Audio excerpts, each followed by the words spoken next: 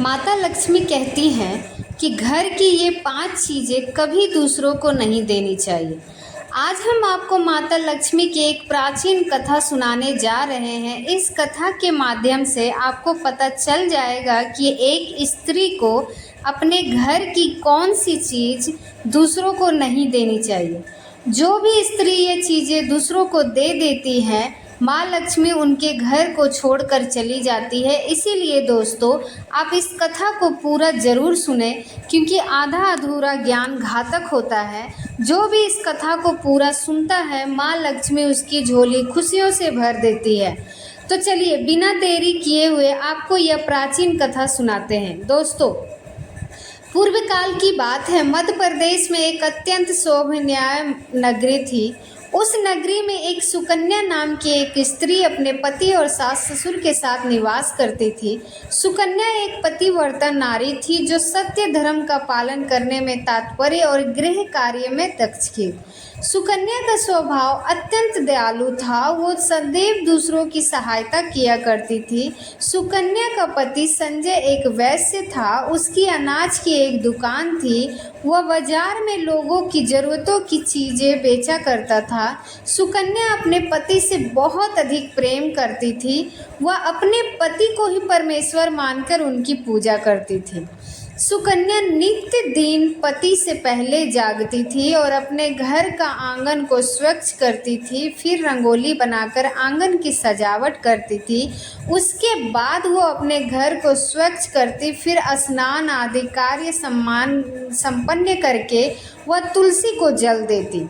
देवी देवताओं का पूजन करती थी। इस प्रकार से वो रोज अपने नित्य कर्म करती थी। सुकन्या ने कभी किसी का अनादर नहीं किया। वो सभी के साथ मधुर वाणी में बात करती थी। सभी लोग सुकन्या को देखकर कहने लगे थे कि ये तो साक्षात लक्ष्मी के समान गुणों वाली स्त्री है। यह अपने परिवार का कितने अच्छे से ख्याल रखती है। इसके अलावा सुकन्या दान धर्म करते समय कभी अपने हाथ पीछे नहीं खींचती थी। उसके द्वार पर जो भी याचक आता था उसे ध्यान दिए बिना बगैर भेजती नहीं थी। उसके द्वार से कोई खाली हाथ नहीं जाता था। जो भी भूखा उसके द्वार पर आता था वो भर पेट भोजन करके ही लौटता था, जिससे उसके द्वार पर आए हुए सभी याचक अत्यंत प्रसन्न होकर उसे आशीर्वाद देकर वो लौटा जाते थे। इतना ही नहीं, सुकन्या अपने पड़ोसियों को भी सहायता करती थी। उसके पड़ोस में जो भी गरीब और दुखी लोग रहते थे उन्हें भी वह नित्य भोजन दिया करती थी।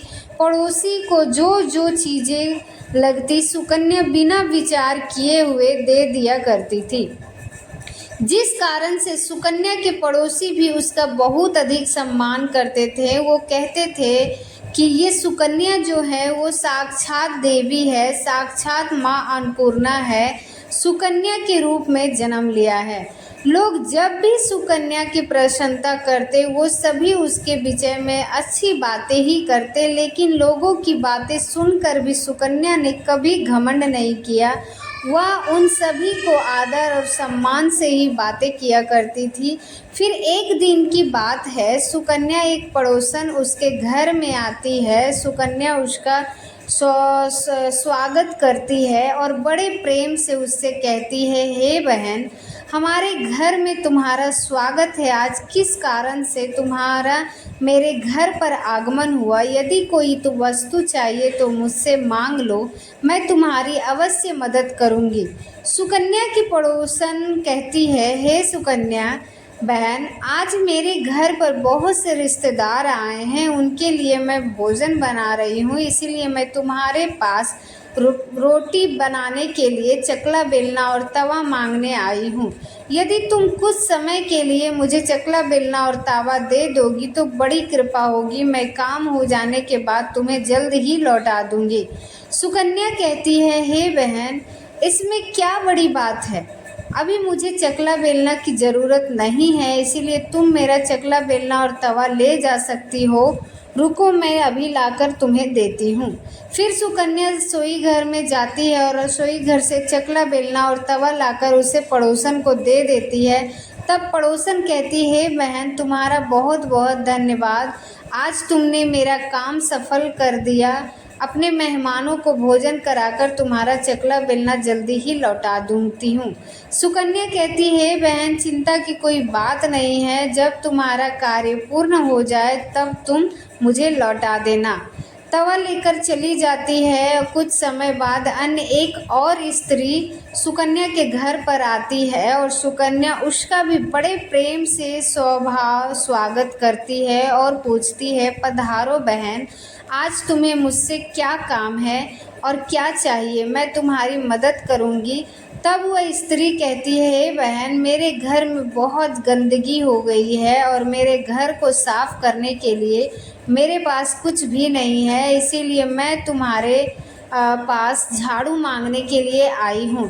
यदि तुम मुझे कोई समस्या ना हो तो कृपया करके मुझे अपने घर की झाड़ू दे दो, मैं घर साफ करके तुम्हें झाड़ू लौटा दूंगी। सुकन्या बिना विचार किए हुए कहती है, ठीक है बहन, मैं झाड़ू लाकर तुम्हें देती हूँ, इसमें समस्या क्या है, तुम रुको, अभी मैं लेकर आती हूँ।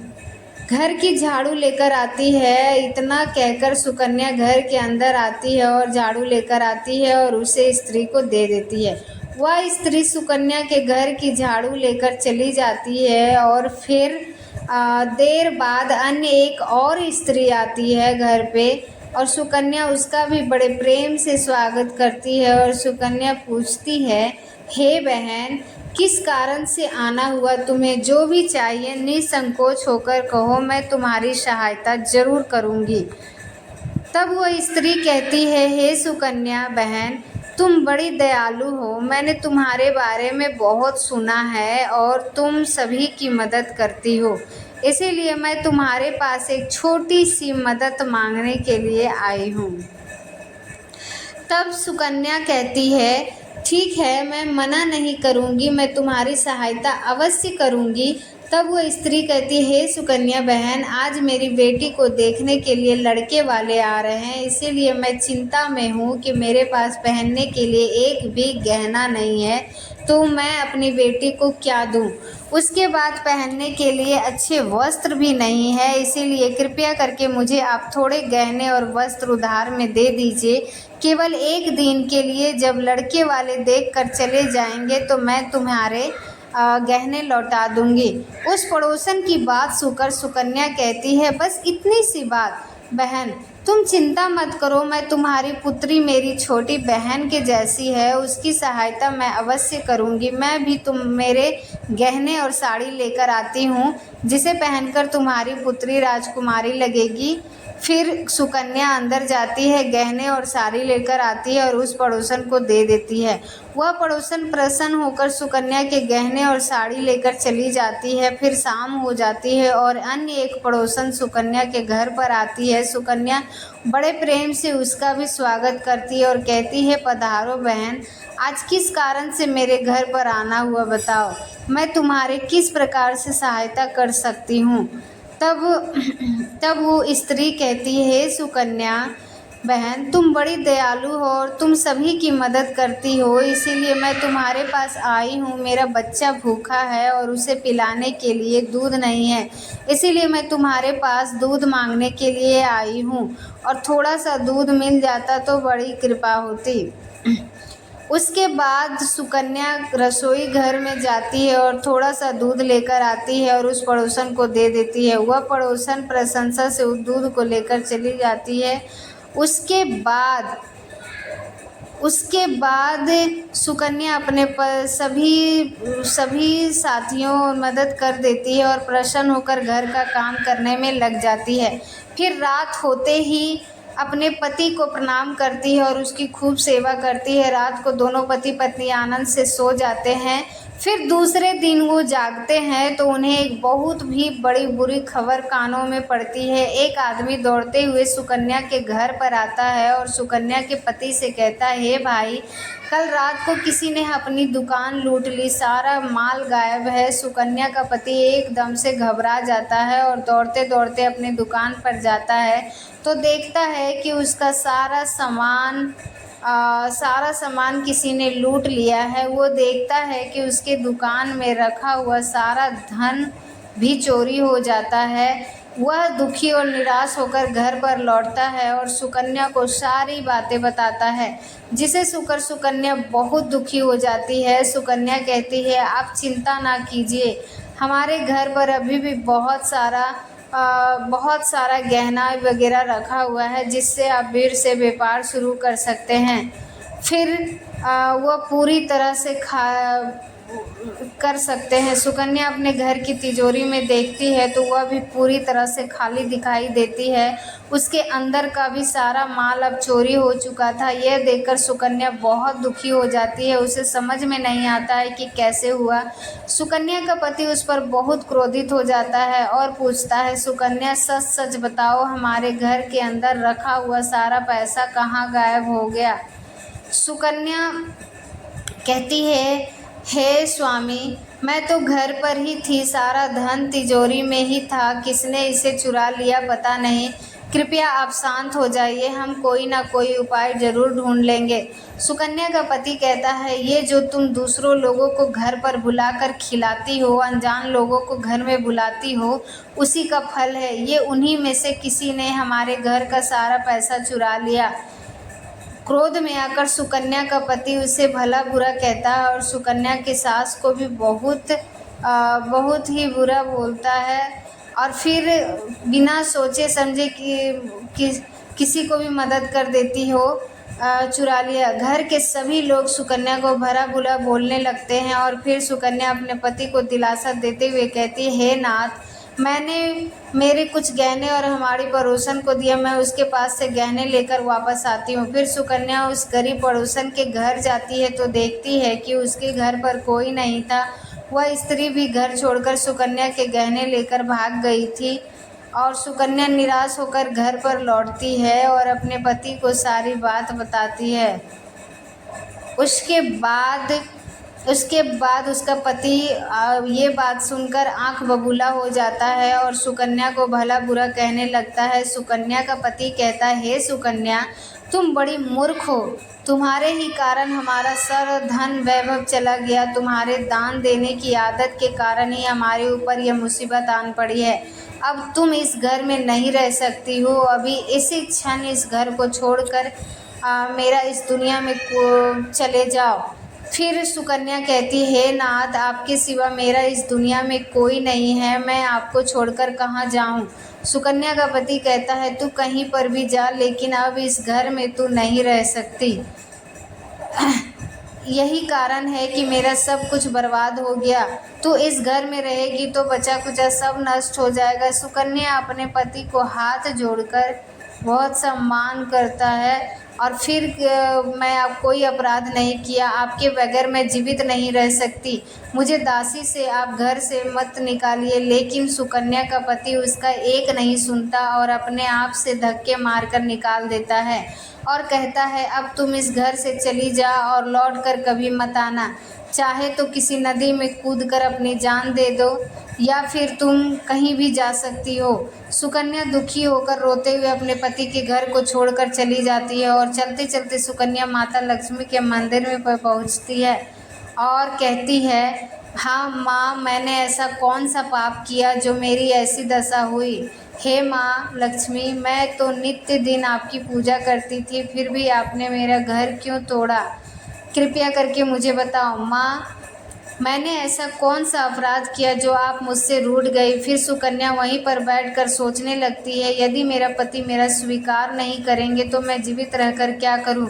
यही है मेरे कारण, मेरे पति की दुर्दशा हुई है तो मुझे जीवित रहने का कोई अधिकार नहीं है। इतना सोचकर सुकन्या अपने प्राण त्यागने के लिए नदी की ओर तरफ जाने लगती है और फिर प्रार्थना करती है, माँ लक्ष्मी, मैं अपने प्राण देने जा रही हूँ। यदि मेरे द्वारा तुम्हारी पूजा में कोई कमी रह गई हो तो मुझे माफ़ कर दो। मैं अपने पति के बगैर जीवित नहीं रह सकती, इसीलिए मैं नदी में कूदने जा रही हूँ। साक्षात माँ लक्ष्मी उस स्थान पर प्रकट हो जाती है। माँ लक्ष्मी सुकन्या से कहती है, रुको सुकन्या, रुक जाओ, तुम ये क्या कर रही हो। सुकन्या माँ लक्ष्मी को सामने साक्षात देखकर खड़ी देखती है। माँ लक्ष्मी के दर्शन करके सुकन्या बहुत प्रसन्न हो जाती है और माँ को बराबर नमस्कार करते हुए कहती है, हे माँ लक्ष्मी, मुझे क्षमा करो, मैं बहुत बड़ा पाप करने जा रही थी। देवी लक्ष्मी कहती है, हे सुकन्या, मनुष्य को स्वयं अपने प्राण नहीं त्यागने चाहिए और ना किसी मनुष्य को किसी और को भी मारना चाहिए।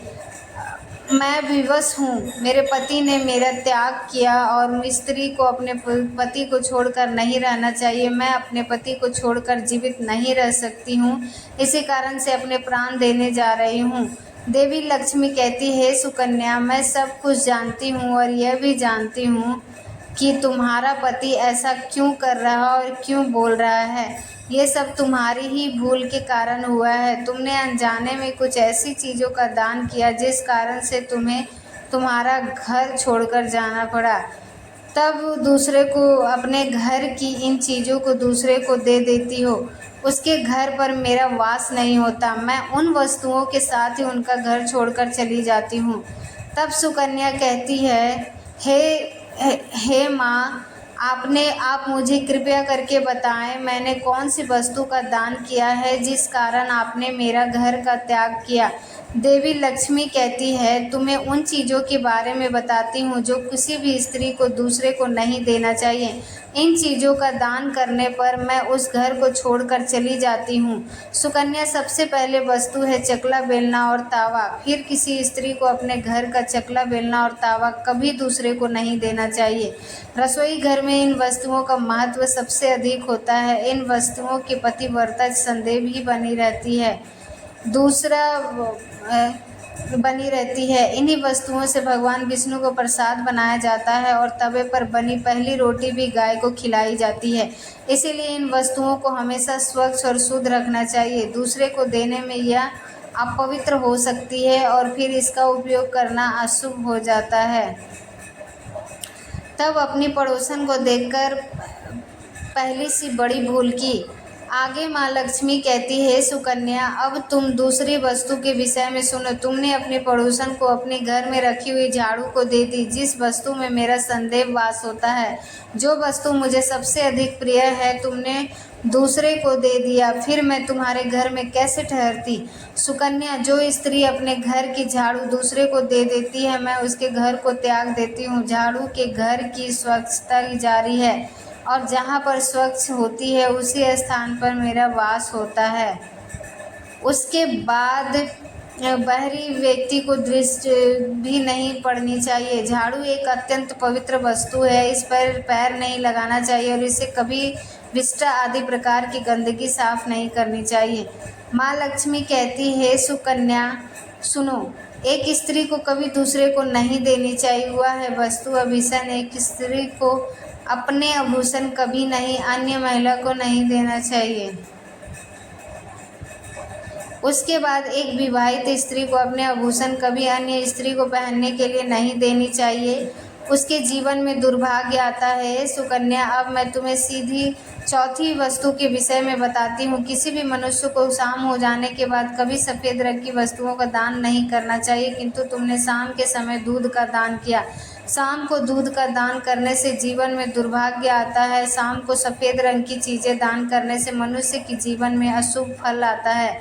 माँ लक्ष्मी कहती है, सुकन्या, अब मैंने तुम्हें उन सभी वस्तुओं के बारे में बता दिया जिसका कभी दान नहीं करना चाहिए।